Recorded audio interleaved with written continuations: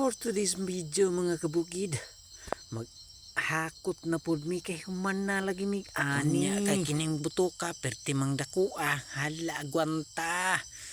Birada dudong. Binta na lang po ni siya kay daghan mamigakot aning humaya, pero perti lang yung kutasa. Amo na lang gining giagwanta kay pamilyado man gid ta. Nya layo pagid ang amo na lang gining ginahinayan. Kay mahuman ra gid ni siya kadugayan. Kay wala lagi milaing nga gisaligan, kinira siyang gamay nga basakan. Ug tabangan na pud di ay mi aning akong isa ka kauban. Ug sa dihang siya miingon, What's up mga guys? tuara, min shout out ra. Pag kang dali ara na ka istorya. Shout out ti ay ni Jerry ka series diha nga akong igagaw. Sumuto, gapadayon mi sa mong trabaho. Kay bugat lagi kay ning mga butuka.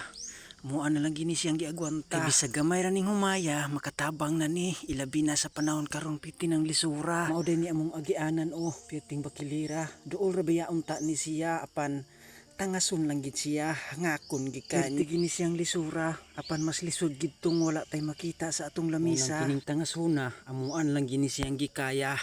Bisag dagko kay ni among gidala. Amuan na lang gining hinay-hinayan kay mahuman ra gini siya kadugayan. Dinhing dapita, murag kaming tanan na gid ang nagkaluya. Kay bakilid lagi ni siya, napay butok perting dagkua. Kani siya, perti magid unta ning kusuga, pero karon nangutkot na sa tuhod niya, kay murag naluya. Kay diri magong dapita, ikaw ra gyud mo ani sa imong basakan, wala gid mo tabang.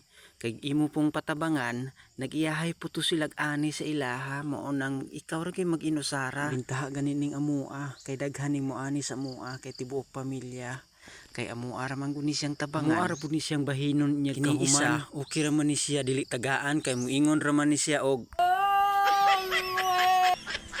di ba? Maora to iyang itubag bisag di na siya tagaan. So nimbalhin na pud mi sa pikas area kay duha lagi ni ka area na namapud mi anang atbang. Bita na lang gini siya kay gamay na lang. Amuan na lang gining gipaspasan kay trisiron lagi ni namo niya human bisag hawoy na kay ni among mga kabagtakan. Worth it man pud ni basta makita lang namo among hinaguan. Kay malipay na among pamilya basta naay mahukad sa lamisa. Kay aron sud ano na lang pud ang among problemahon. Kay sa panahon karon bahala gwa kay kwarta basta naa kay makaon. Kay dili man mi swerte sa kwarta. Pero swerte mi sa mga grasya. Diha na mo ni hakutan ning mga humaya. Distansya gini siya pero okay ra. Basta naay makaon ang pamilya. Mintabang na gani ning akong papa. Bugat gini siyang humaya kay timgas ni siya. So diri na lang kutaman. Salamat kay sa inyong pag-uban. Sumao na day ni among hinakot. Gamay ra kaayong undok. So salamat kayo.